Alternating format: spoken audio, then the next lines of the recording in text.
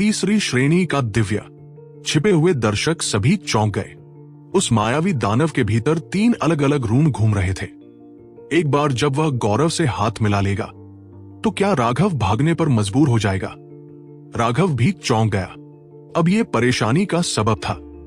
अगर यह कोई सामान्य समय होता तो शायद उसे ऐसे व्यक्ति की परवाह न होती, लेकिन ये एक नाजुक पल था और वह एक बड़ी समस्या खड़ी कर सकता था।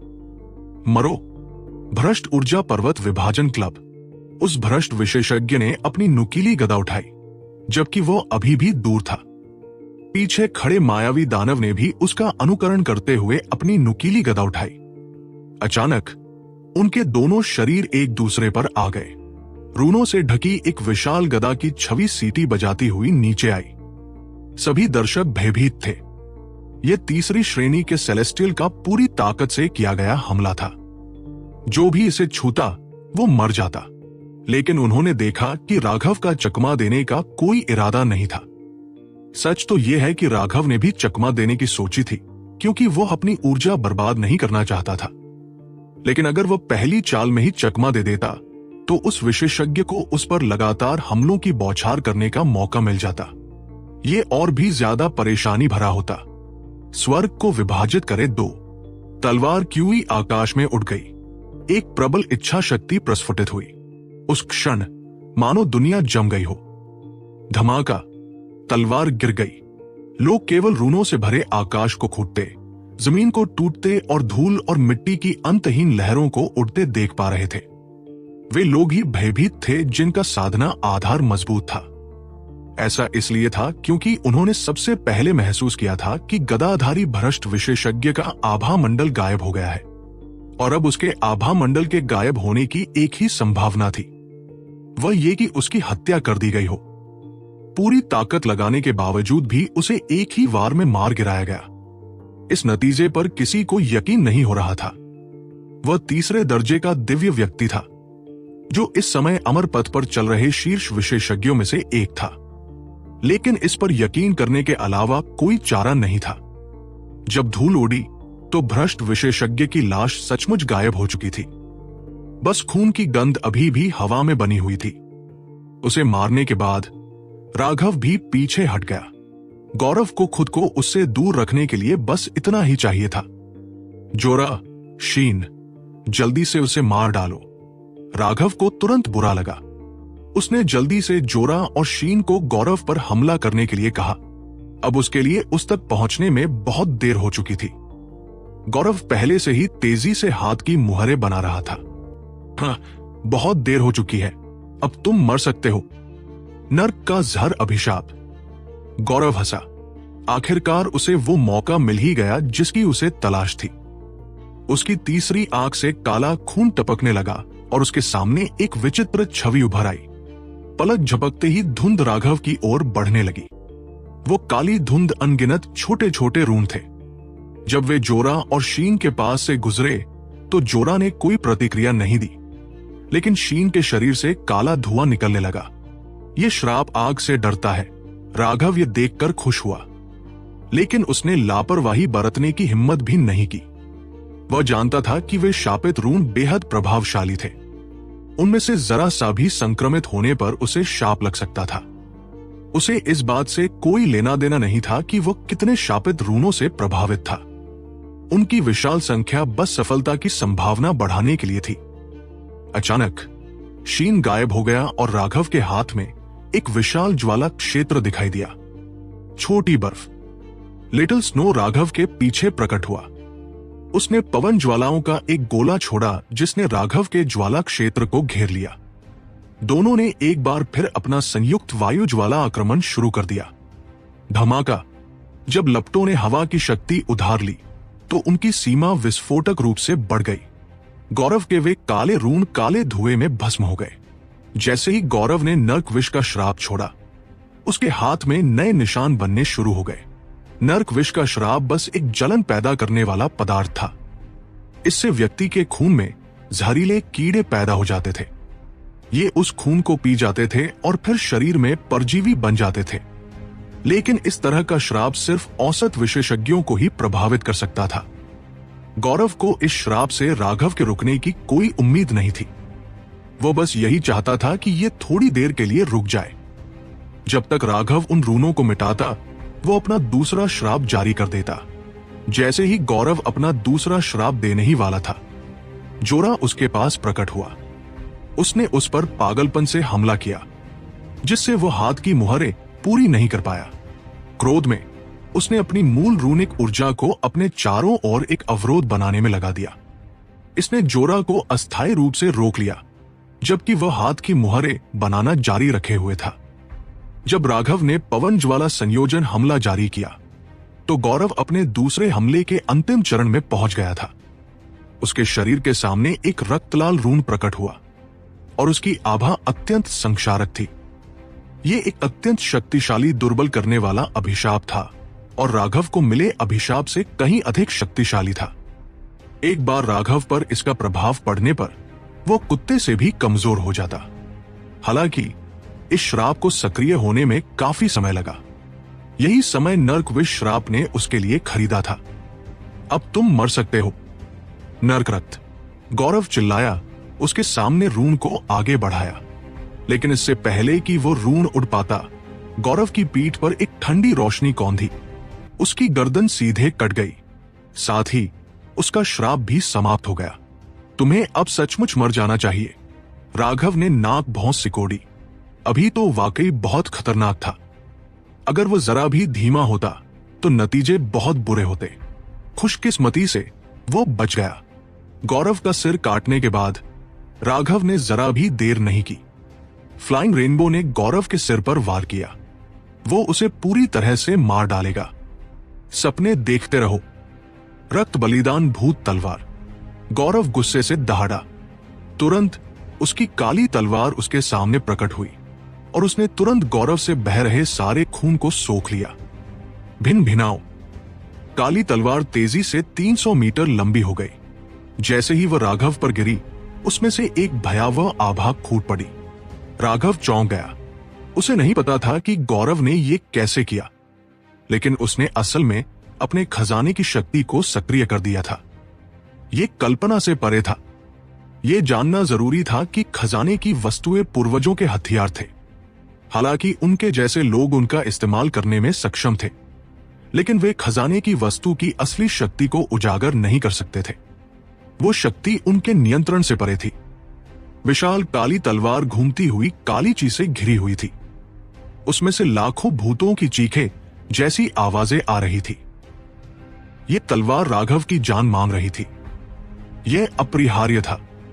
राघव ने कभी उम्मीद नहीं की थी कि गौरव के पास ऐसी चाल होगी। सच तो यह था कि गौरव इस तुरुप के पत्ते का इस्तेमाल तब तक नहीं करता जब तक उसके पास कोई विकल्प ना हो। उसने अपने खजाने की शक्ति को सक्रिय करने के लिए अपना खून कुर्बान कर दिया था। अब उसके पास कोई विकल्प नहीं था, वरना उसकी मौत हो जाती।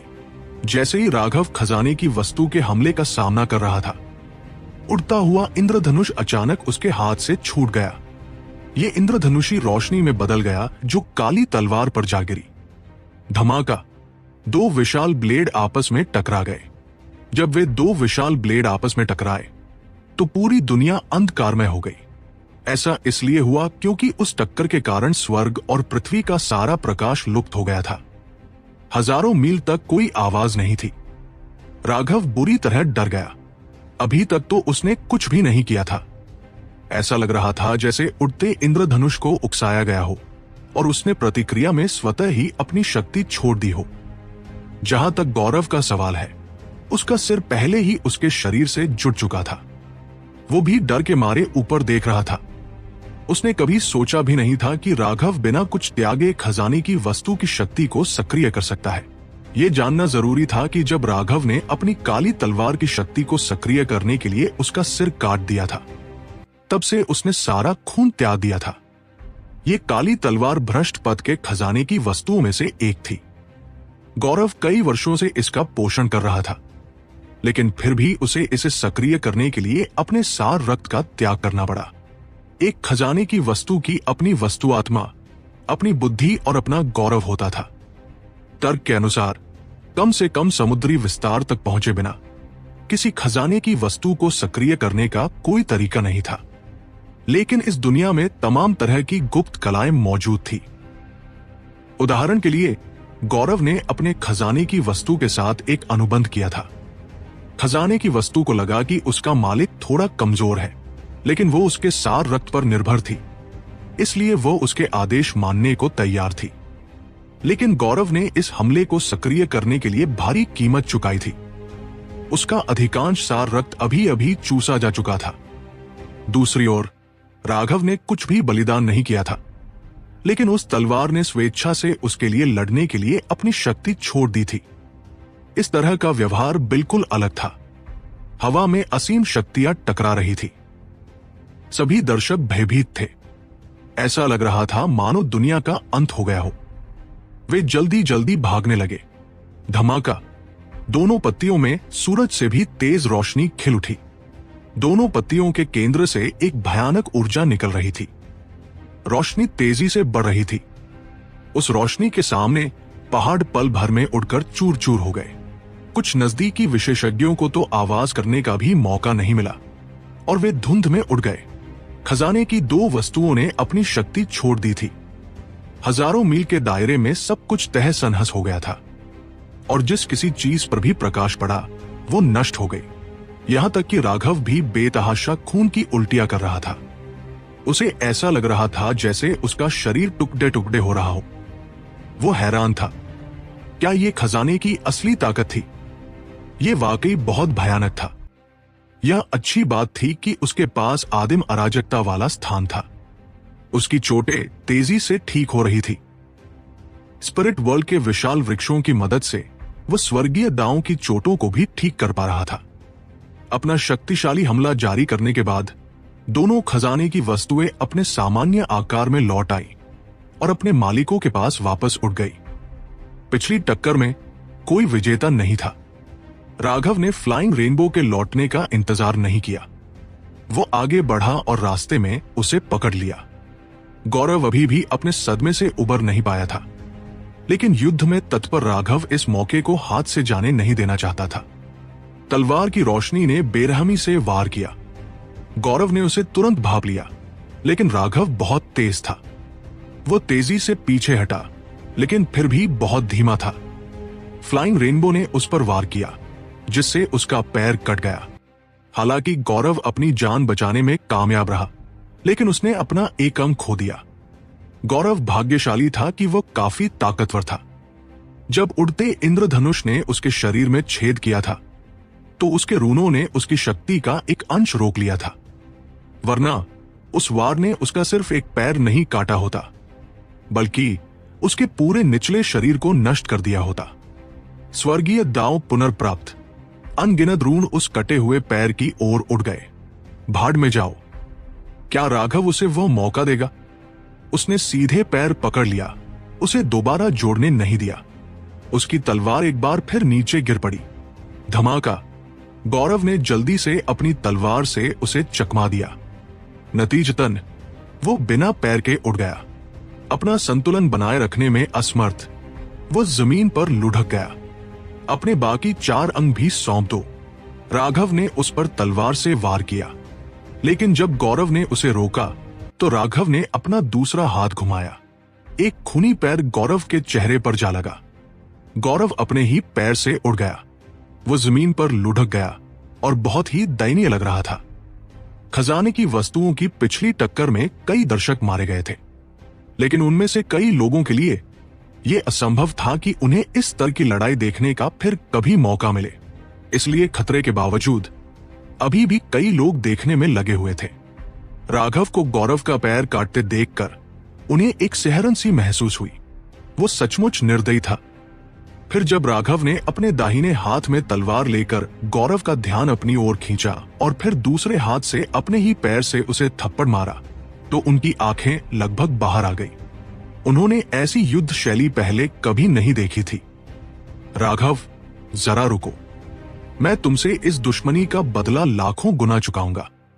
सिर्फ तुम ही नहीं, बल्कि तुम्हारे सभी करीबी, तुम्हारे संप्रदाय के सभी लोगों की आत्माओं को मैं शुद्ध कर दूंगा और ऐसा कर दूंगा कि वे कभी पुनर्जन्म न ले सके। राघव ने गौरव को हताशा में डाल दिया। गुस्से में उसने राघव के हाथ में पड़े पैर को काट डाला। खुद अपने पैर को नुकसान पहुंचाने से उसे बहुत बुरा लगा। शायद सिर्फ गौरव ही उस एहसास को समझ सकती थी। यद्यपि गौरव एक रैंक 3 सेलेस्टियल था, एक पैर को पुनर्जीवित करने के लिए न केवल समय की आवश्यकता होगी, बल्कि इसके लिए उसकी मूल ऊर्जा की भी बहुत आवश्यकता होगी। अगर उसका शरीर अलग हो जाता तो वो उसे फिर से जोड़ सकता था और तुरंत ठीक हो सकता था, लेकिन अगर उसका शरीर गायब हो जाता तो उसे तुरंत ठीक करना संभव नहीं था। तुम अब भी मुझे धमका रहे हो, थप्पड़ मारने की कोशिश कर रहे हो। राघव ने गुस्से से हमला किया और उसके बाद हाथ में सिर्फ एक जूता बचा था। उसकी तलवार ने हमलों की झड़ी लगा दी, जिससे एक पैर वाला गौरव बुरी तरह पीछे हट गया।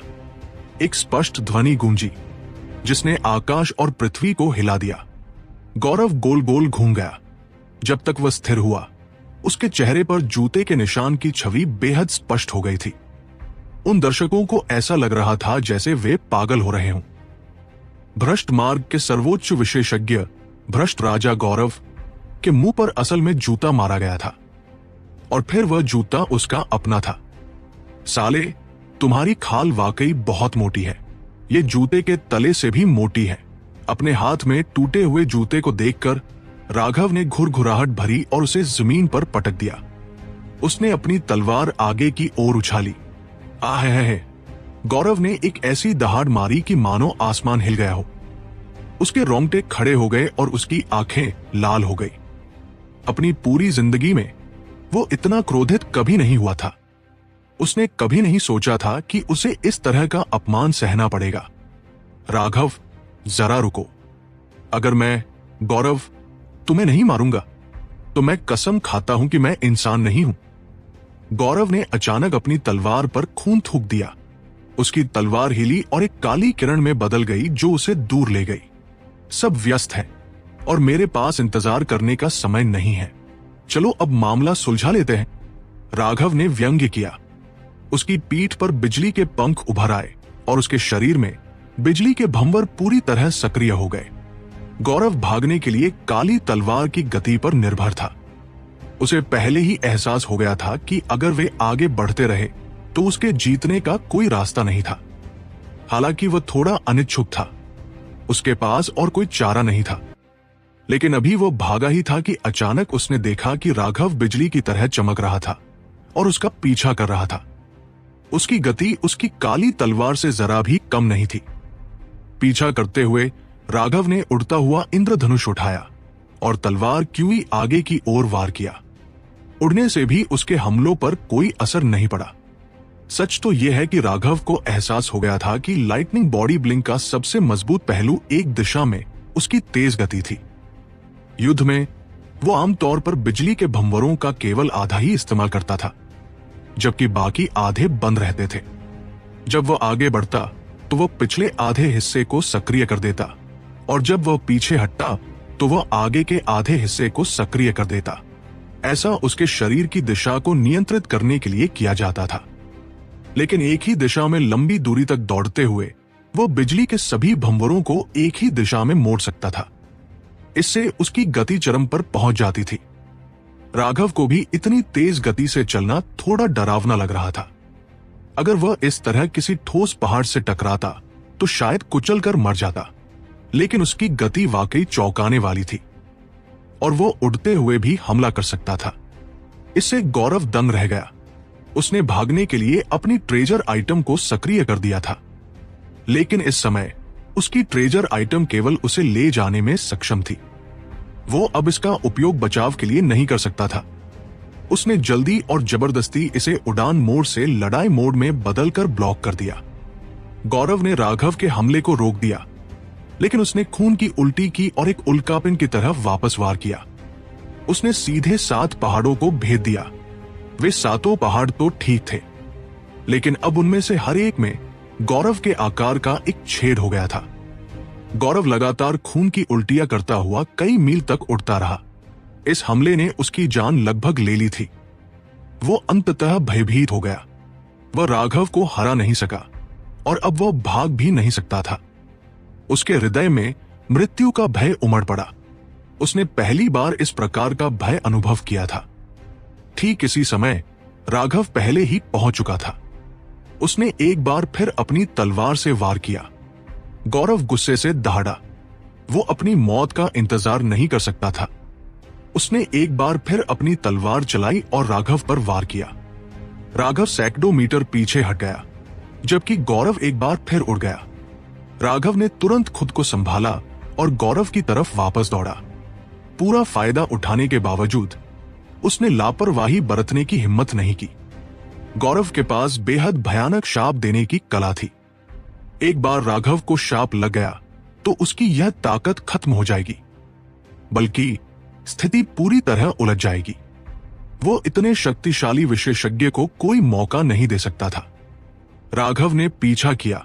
गौरव को हाथ की मुहरें बनाने का समय नहीं दिया, लेकिन जैसे ही वो उसके पास पहुंचने वाला था, उसने अचानक गौरव के पास ही एक महिला को देखा।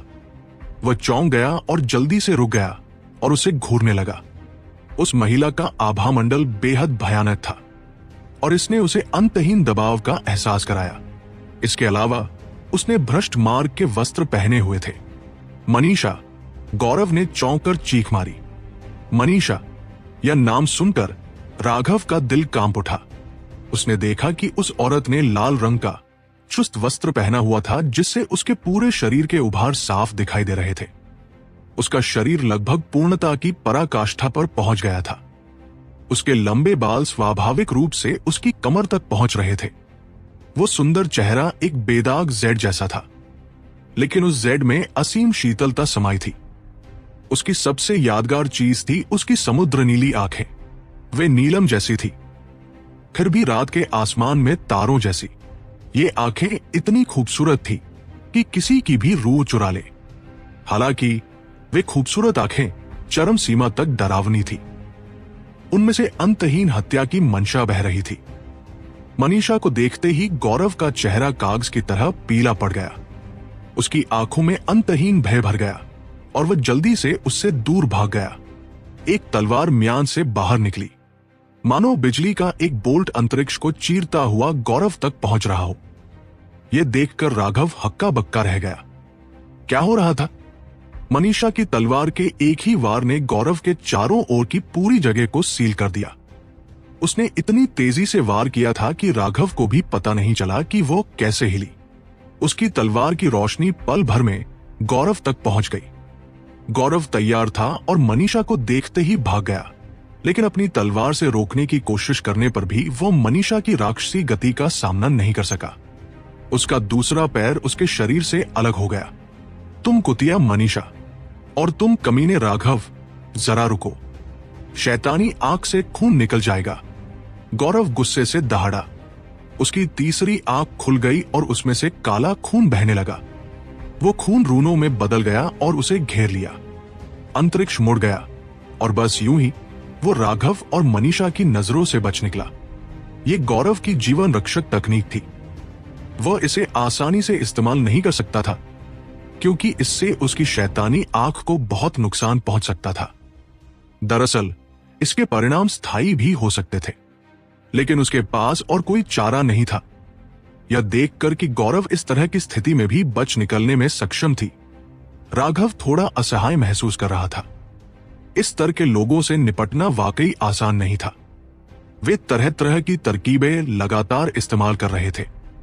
बस एक ही बात उसे समझ नहीं आ रही थी कि भ्रष्ट राजा गौरव और शैतान महारानी मनीषा एक दूसरे को देखते ही कैसे लड़ पड़ेंगे। क्या वे भ्रष्ट मार्ग के माहिर नहीं थे? मनीषा साफ तौर पर गौरव की जान लेने का इरादा रखता था।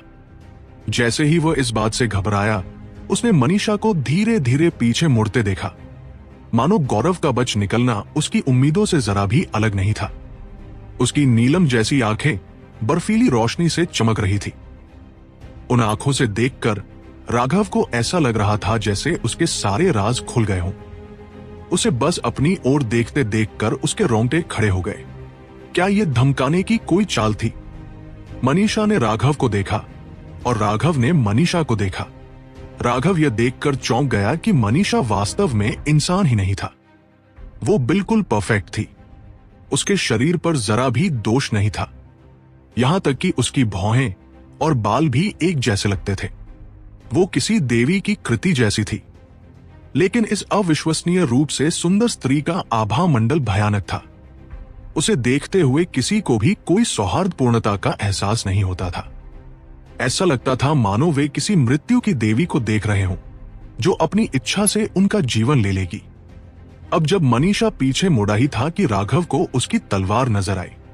वो सफेद जेड की तरह चमक रही थी। असल में वो हड्डी की तलवार थी। ये पता नहीं चल पाया कि वो हड्डी किसी इंसान की थी या किसी जादुई जानवर की। उससे ऐसी दुष्टता भरी आवाज निकल रही थी मानो वो नर्क से आई हो और दूसरों की आत्मा को निगलने के लिए तरस रही हो। राघव ने जल्दी से मनीषा के पूरे शरीर को देखा, लेकिन मनीषा अभी भी बिना कुछ बोले राघव को देख रहा था। क्या वह जिद के मामले में प्रतिस्पर्धा करने की कोशिश कर रही थी? राघव का ध्यान बढ़ गया। मनीषा गौरव से भी ज्यादा भयानक विशेषज्ञ थी, वरना गौरव उससे इतनी नहीं डरती। मनीषा लगातार राघव को देखता रहा और वह भी उसे देखता रहा, लेकिन उस तनावपूर्ण माहौल को सहना मुश्किल था।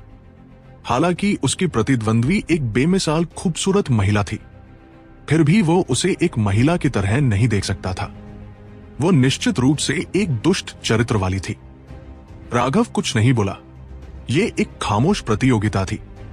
जो भी पहले अधीर हो जाता वो नुकसान में आ जाता। आप शैतान महारानी मनीषा हैं। पूरी तरह से सतर्क, राघव ने आखिरकार अपना मुंह खोल ही दिया। यूं चुप रहना कोई हल नहीं था। मनीषा भावशून्य था। राघव को लगा जैसे उसके वस्त्र के आर पार कोई देख रहा हो। उसकी नजरें उसे आसानी से भेद सकती थी। क्या तुम गूंगी हो?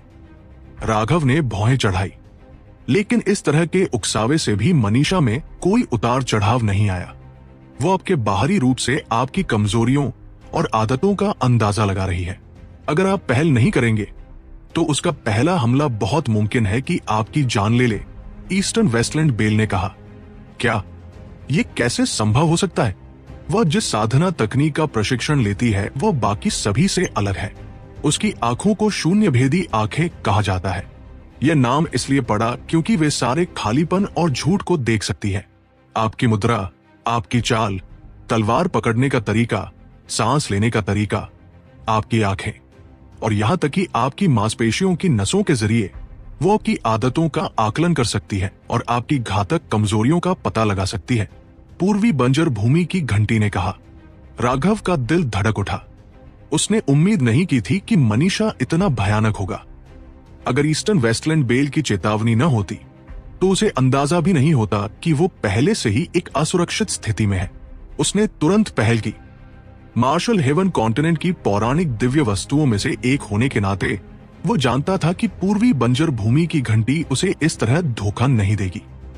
इसके अलावा वो और भी बेचैन हो रहा था क्योंकि खतरा उसके करीब आ रहा था। उसकी तलवार तेजी से आगे बढ़ी। मनीषा भी आगे बढ़ी। उसकी हड्डी जैसी तलवार आगे की ओर बढ़ रही थी। उसकी गति अविश्वसनीय थी। वह अभी आगे बढ़ी ही थी कि उसकी तलवार अपनी चरम गति पर पहुंच गई। राघव का हाथ कांप उठा। उसकी तलवार पर से पकड़ लगभग छूट गई। उसका वार आसानी से नाकाम हो गया। उसने उम्मीद नहीं की थी कि मनीषा की कलाई में इतनी ताकत होगी। तलवार का इस्तेमाल कृपाण के इस्तेमाल से अलग था। कृपाण तकनीक पर नहीं बल्कि बल पर आधारित था। इसमें पूरे शरीर की शक्ति को मुक्त करने के लिए हाथ का इस्तेमाल किया जाता था, लेकिन तलवार कहीं ज्यादा परिष्कृत थी। उसमें सूक्ष्म बदलावों और विविधताओं की जरूरत होती थी। उन सूक्ष्म बदलावों को नियंत्रित करने के लिए कलाई की मजबूती जरूरी थी, इसलिए उस लिहाज से उसकी जरूरतें ज्यादा थी। हालांकि राघव अब तलवार चला रहा था। असल में वो बस अपनी कृपाण तकनीक का इस्तेमाल कर रहा था। उसकी कलाई की ताकत भले ही मजबूत हो, लेकिन उसे उन सूक्ष्म बदलावों को नियंत्रित करने का कोई अंदाजा नहीं था। नतीजतन वो पहली ही मुलाकात में हार गया। अपनी तलवार रोके जाने पर राघव को तुरंत पता चल गया कि मामला बिगड़ गया है। मनीषा की तलवार पहले से ही उसकी छाती की ओर बढ़ रही थी। उसकी गति इतनी तेज थी कि प्रतिक्रिया करने का समय ही नहीं मिला। राघव ने पहले कभी किसी ऐसे प्रतिद्वंदी से नहीं लड़ा था जो इतने तेज हमलों से जूझ रहा हो। उसकी छाती में छर्रे लगे थे, लेकिन उसने ध्यान नहीं दिया। उसकी तलवार सीधे मनीषा की कमर पर वार कर रही थी। चाहे वो कितनी भी कोशिश करे या रोके, बहुत देर हो चुकी होगी। अगर मनीषा की तलवार की शक्ति उसकी छाती के अंदर फूटने दी जाती, तो भले ही वो मरता न भी, उसे भारी चोट लग जाती। वो अपनी जान देकर उसकी जान लेने का ही विकल्प चुन सकता था। जब कोई और तरीका न हो, तो यही एकमात्र तरीका था। मनीषा बहुत तेज थी, इतनी तेज कि व्यावहारिक रूप से मानवीय सीमाओं से परे थी। जब तक आप उसे हिलते हुए देखते, तब तक आप पहले ही घायल हो चुके होते। जैसे ही मनीषा ने अपनी तलवार निकाली और राघव के हमले को रोका, राघव की छाती फट गई। उसने हर चीज का सही समय पर सामना किया था। इस बार चिंगारियां उड़ी और धातु जैसी आवाज निकली। ऐसा लग रहा था जैसे वो हड्डी का ब्लेड हड्डी नहीं, बल्कि धातु हो। राघव ने इस बार अपनी पूरी ताकत लगा दी थी, इसलिए मनीषा को कुछ कदम पीछे हटना पड़ा। हालांकि कलाई की ताकत और पूर्ण शक्ति के मामले में मनीषा को बढ़त हासिल थी, फिर भी वो उसका मुकाबला नहीं कर सकती थी। दिव्य अंगूठी, युद्ध कवच। राघव ने तुरंत अपनी सबसे शक्तिशाली शक्ति का प्रदर्शन किया। उसने अपनी तलवार को दोनों हाथों से चलाना शुरू कर दिया और मनीषा पर वार कर दिया। अंतरिक्ष में जोरदार गड़गड़ाहट हुई। राघव ने यह भी देखा था कि मनीषा एक नजदीकी लड़ाकू थी। उसका युद्ध अनुभव बेहद गहरा था, जबकि मनीषा तलवार चलाने का आदी नहीं था। अगर वह तकनीक से लड़ता, तो वह मौत को दावत दे रहा होता। उसे अपनी तलवार को कृपाण की तरह इस्तेमाल करना पड़ता और क्रूर बल से लड़ना पड़ता। उसने अपनी तलवार से 3 वार किए, हर वार पिछले वार से ज्यादा जोरदार था। तेज हवाएं चली और जमीन फट गई। मनीषा को सैकड़ों मीटर पीछे हटना पड़ा। रक्त नीदर खून खिलता है, नीदर गॉड बुला रहा है। अचानक उसके लाल वस्त्र ऐसे लहराने लगे मानो अंदर आग भड़क रही हो। उसके पीछे अनगिनत रून प्रकट हुए, जिससे पता चला कि वह तीसरी श्रेणी की दिव्या थी। मनीषा के माथे पर एक विशाल खूल खिल गया। खूल कमल के आकार का था और 3 रंगों का था। बीच में एक रक्तलाल प्रकाश था। पंखुड़ियों से एक अत्यंत बर्फीली आभा बहकर मनीषा के शरीर को ढक रही थी। वो अत्यंत सुंदर दृश्य था। वो एक अद्वितीय सुंदरी थी और त्रिवर्णी कमल कुहासे से घिरा हुआ था। वो उस कुहासे में अस्पष्ट अमर प्रतीत हो रही थी। लेकिन राघव को यह सब सुंदर नहीं लगा। उसे बस सदमा लगा। उसे बस एहसास हुआ कि मनीषा कितनी भयानक थी। वो सचमुच मौत की देवी जैसी थी। जब उसने उसकी तरफ देखा, तो उसे जरा भी मानवीय भावना नजर नहीं आई। उसे बस बर्फीली हत्या की मंशा दिखाई दी। मनीषा ने अपनी हड्डी की तलवार आकाश की ओर तान दी। एक विशाल तलवार की छवि प्रकट हुई, जिसके भीतर अनगिनत रन थे। उसके कार्यों के बाद उसकी तलवार अचानक प्रकाश से भर गई और वो विशाल छवि उसकी असली तलवार में समा गई। पाताल लोक भूत स्लैश। मनीषा की तलवार निर्दयता से राघव पर टूट पड़ी। एक भयानक आभा ने स्वर्ग और पृथ्वी को कांपने पर मजबूर कर दिया। मनीषा की नीलम जैसी आंखों से अंतहीन हत्या की भावनाएं झलक रही थी। उसकी तलवार बेरहमी से वार कर रही थी, जबकि उसकी भयावह आभा से दुनिया भय से कांप रही थी। स्वर्ग को विभाजित करो दो, राघव भी चिल्लाया। उसका आध्यात्मिक युवान 18 एक्यूपंक्चर बिंदुओं के माध्यम से उग्र हो गया। धमाका, ये तारों की टक्कर जैसा था। एक चकाचौंध कर देने वाली रोशनी फूट पड़ी और अनगिनत रून बिखर गए।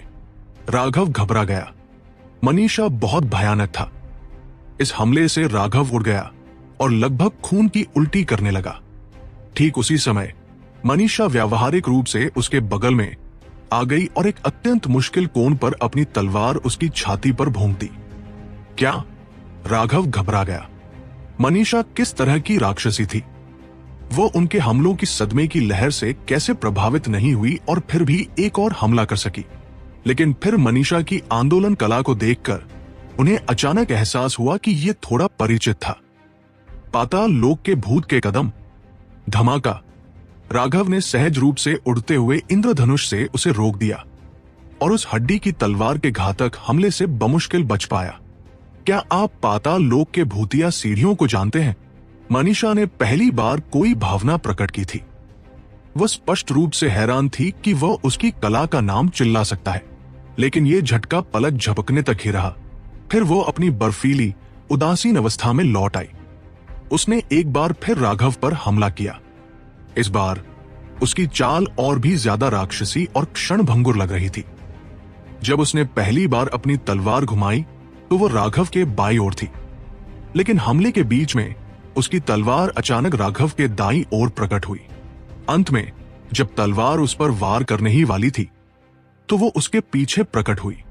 राघव ने बिना देखे ही सहज भाव से अपनी तलवार पीछे से वार कर दी। उसने हड्डी वाली तलवार को पूरी तरह रोक दिया। उस एक बातचीत से राघव ने पुष्टि की कि मनीषा नेदरवर्ल्ड घोस्ट स्टेप्स का इस्तेमाल कर रही थी, लेकिन उसके नेदरवर्ल्ड घोस्ट स्टेप्स उसके द्वारा सीखे गए स्टेप्स से कहीं ज्यादा ऊंचे स्तर के थे।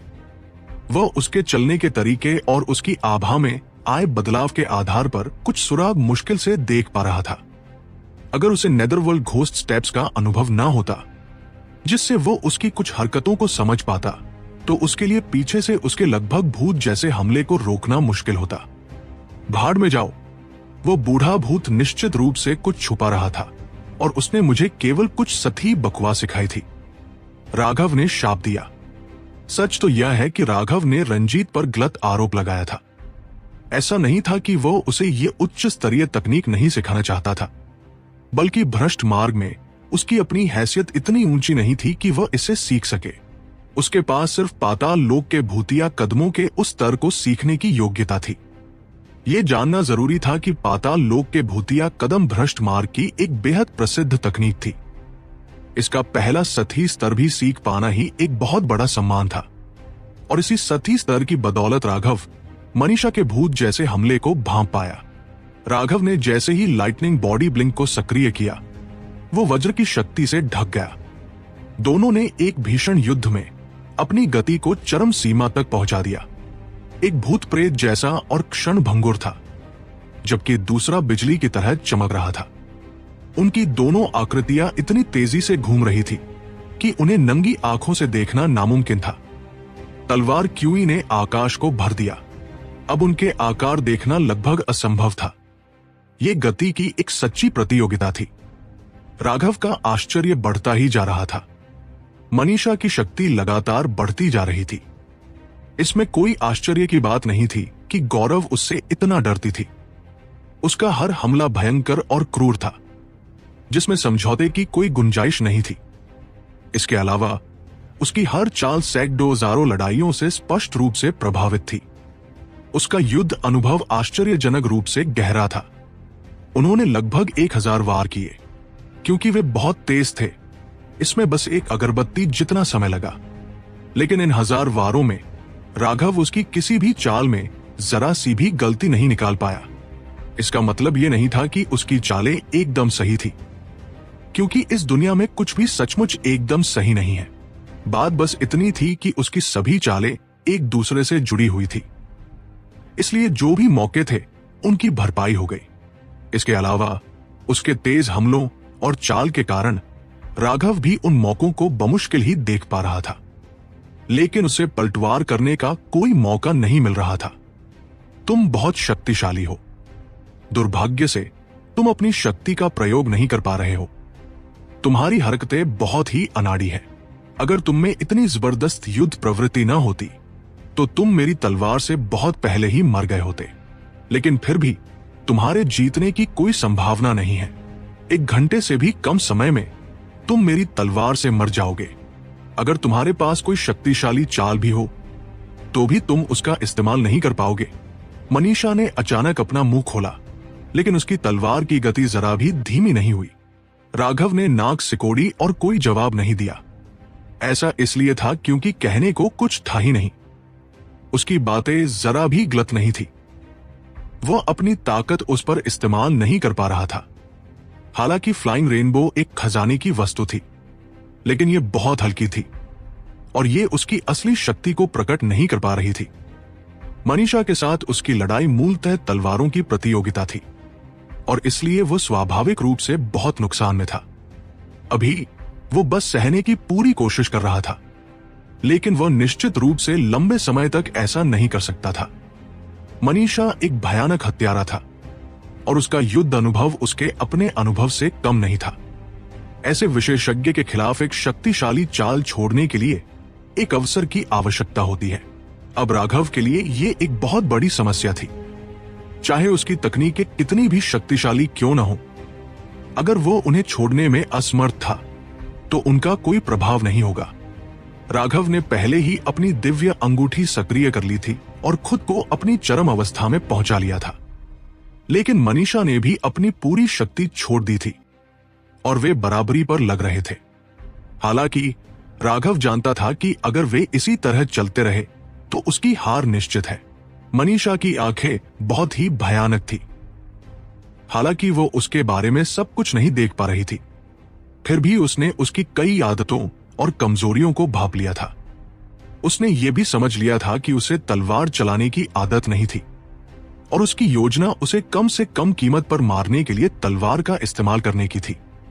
अचानक राघव के चारों ओर अनगिनत सुनहरे रंग दिखाई दिए।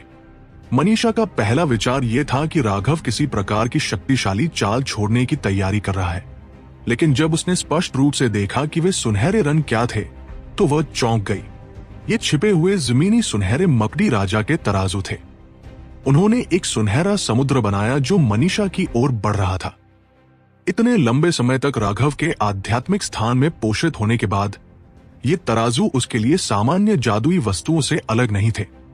वो इन्हें अपनी इच्छानुसार इस्तेमाल कर सकता था। मनीषा भी इतने सारे जादुई हथियारों की उपेक्षा नहीं कर पा रही थी। उसका शरीर उन नुकीली शल्कों को सहन नहीं कर पा रहा था। उसकी तलवार उस तराजू के समुद्र में नाच रही थी। वे अतुलनीय रूप से तीखे तराजू, जिन्हें जादुई वस्तुओं से भी नुकसान पहुंचाना मुश्किल होता, मनीषा की तलवार को छूते ही टुकड़े टुकड़े हो जाते। स्वर्ग को विभाजित करे दो। राघव के पास पूरी ताकत से हमला करने के अलावा कोई चारा नहीं था। अगर ऐसा ही चलता रहा तो मनीषा उन सभी तराजू को नष्ट कर देगा। सामूहिक युद्ध के लिए ये उसके सबसे अच्छे खजाने थे। धमाका। मनीषा तराजू से घिरी हुई थी और बच नहीं सकती थी, इसलिए वो केवल सीधे उसका सामना कर सकती थी। नतीजतन वो उड़ गई। अच्छा मौका। भड़कती आग की जेल। राघव ने जल्दी से हाथ की मुहरें बनाई। अंतरिक्ष कांप उठा जब मनीषा के चारों ओर अंतहीन ज्वालाएं प्रकट हुई, उसे फंसाते हुए। खतरे का आभास होते ही उसके चेहरे के भाव अचानक बदल गए। उसकी नीलम जैसी आंखों से अचानक दो प्रकाश किरणें निकली, मानो शून्य को चीरती हुई दो धारे हों। स्वर्ग पाताल स्लैश। मनीषा की अस्थि तलवार अचानक प्रकाश से भर गई। तलवार क्यूई की एक किरण उग्र ज्वाला कारागार की ज्वाला श्रृंखलाओं में से एक पर जा गिरी। राघव यह देखकर हैरान रह गई कि उसके हमले से ज्वाला की जंजीर टूट गई। ज्वाला की जेल पूरी तरह बनने से पहले ही उसने हमला कर दिया। राघव तुरंत समझ गया कि पूर्वी बंजर भूमि की घंटी का क्या मतलब था। मनीषा की शून्य भेदी आंखें बहुत शक्तिशाली थी। उग्र ज्वाला कारागार के उपयोगकर्ता के रूप में राघव स्वाभाविक रूप से इसकी कमजोरी जानता था। मुख्य कमजोरी यह थी कि जब ज्वाला कारागार पूरी तरह से विकसित नहीं हुआ था, तब वो अपनी सबसे कमजोर अवस्था में था। जब जेल का निर्माण पहली बार हुआ था, तो मुख्य ज्वाला रून स्तंभों को संघनित कर रहे थे। फिर वे स्तंभ ज्वाला श्रृंखलाओं को संघनित कर रहे थे और वे ज्वाला श्रृंखलाएं अनगिनत छोटे रूणों से बन रही थी। वे रून स्वर्ग और पृथ्वी की शुद्धतम ज्वाला ऊर्जा से बने थे। राघव ने उन्हें नियंत्रित करने और उन्हें जोड़े रखने के लिए अपनी ज्वाला ऊर्जा का उपयोग किया। सच तो यह है कि हर ज्वाला श्रृंखला में एक घातक कमजोरी थी। वह कमजोरी थी राघव की ज्वाला ऊर्जा। जब ज्वाला कारागार पहली बार बना, तो उसे अपनी ज्वाला ऊर्जा को रूनों के ऊपर चिपकाना पड़ा ताकि वे कारागार के रूप में जुड़ सके। इसके अलावा उसकी ज्वाला ऊर्जा को पूरे कारागार में तेजी से प्रसारित होना था, क्योंकि ज्वाला कारागार को चालू रखने का यही एकमात्र तरीका था। उसकी ज्वाला ऊर्जा स्वर्ग और पृथ्वी की ज्वाला ऊर्जा से आच्छादित हो जाएगी, जिससे अन्य लोग उसे महसूस न कर सके। लेकिन शून्य भेदी आंखों ने यह सब देख लिया। न केवल उसने इसे देखा, बल्कि मनीषा ने भी अपनी ज्वाला ऊर्जा को उसके सबसे कमजोर बिंदु पर चकनाचूर कर दिया था, जिससे जंजीर टूट गई और वो बच निकला। राघव खून खांसते हुए कराह उठा। जैसे ही उसकी ज्वाला कारागार बनना शुरू हुई, उसे तुरंत नष्ट कर दिया गया और उसे एक अत्यंत शक्तिशाली प्रतिक्रिया का सामना करना पड़ा। यह सौभाग्य की बात थी कि पृथ्वी की ज्वाला बहुत शक्तिशाली थी। दुनिया की ज्वाला ऊर्जा का उल्टा प्रवाह इससे प्रभावित हुआ, जिससे राघव को केवल मामूली चोट ही लगी। अरे, उससे निपटना इतना मुश्किल कैसे है? राघव गुस्से से बोला जब उसने भगवान जैसी मनीषा की ओर देखा। उसके माथे पर कमल के फूल का निशान चमक रहा था। मनीषा अभी अभी धधकती आग की जेल से बाहर निकली थी और उसके हाथ में तलवार ने कई बार इशारा किया। उसके बाद ऐसा लगा जैसे शून्य में छेद हो गया हो। एक लाल रंग का तरल पदार्थ बह निकला, मानो शून्य से खून बह रहा हो। वो लाल रंग का तरल तुरंत रक्तरंग के रूनों में बदल गया। जब मनीषा ने तीसरी बार इशारा किया तो राघव को अचानक ठंड का एहसास हुआ। उसके दिल में एक बेहद बुरा एहसास पैदा हो गया। वह अपनी एक बेहतरीन चाल चलने की योजना भी बना रही थी। डबल ड्रैगन विनाश। राघव ने सीधे जोरा और शीन को बुलाया। पांचवी बार मनीषा ने अपनी तलवार से इशारा किया। शून्य में रक्त के रंग की एक आकृति का आधा भाग प्रकट हुआ। स्वर्ग और पृथ्वी बदल गए, मानो धरती पर नरक बन गया हो। धमाका। लेकिन उस आकृति का आधा शरीर ही दिखाई दिया था कि दो ड्रैगन उस पर टूट पड़े। रक्तरंजित रून फट गए और मनीषा कांप उठी। उसके मुंह के कोने से खून की धार बह निकली। वो अंततः घायल हो गई थी। माफ करना, एक महिला के प्रति क्रूर व्यवहार के लिए मुझे दोष मत दो। हवा में भरे हुए रून फट गए। राघव की आकृति मनीषा के सामने प्रकट हुई। उसकी तलवार उसकी छाती में धंस गई।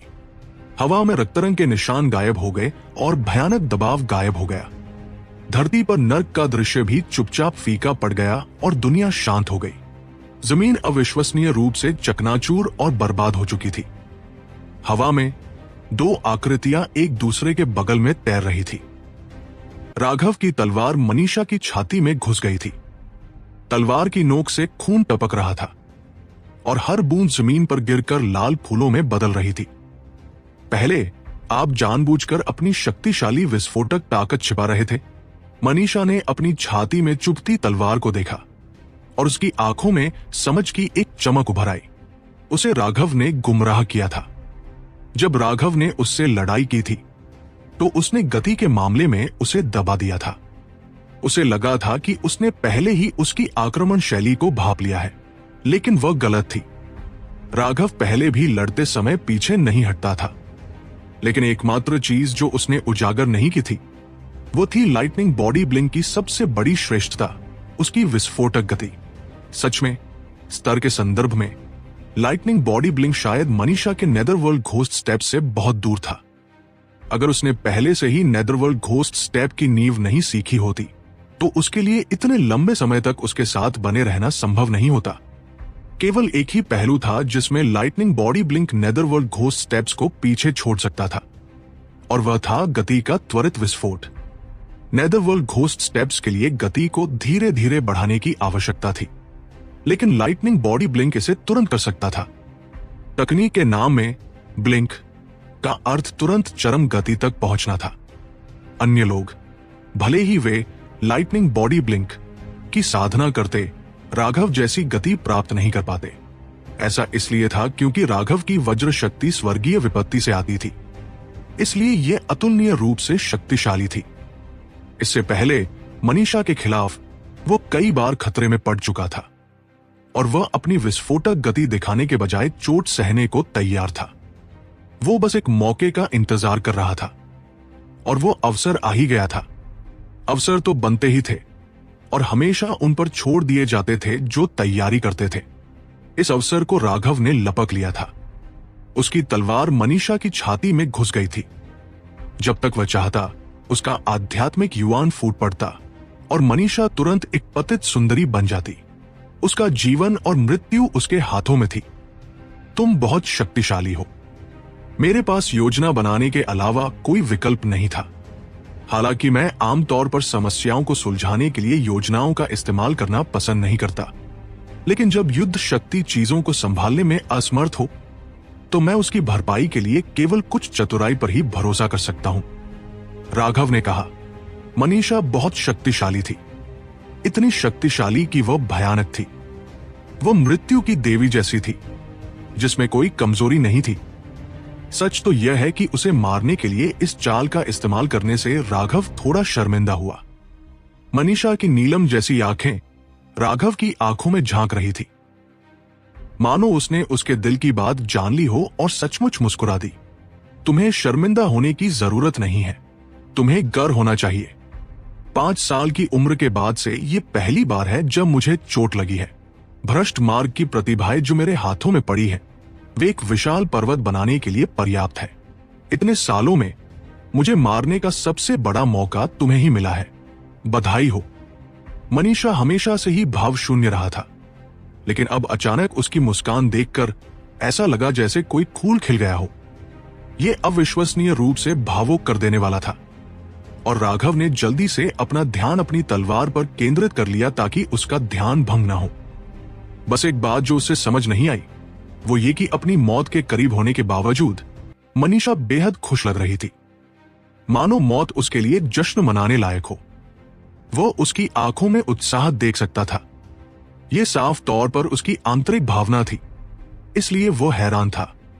आसमान से खून टपकता रहा। यह आवाज मौत के आहट जैसी थी, जिससे माहौल अजीब सा हो गया।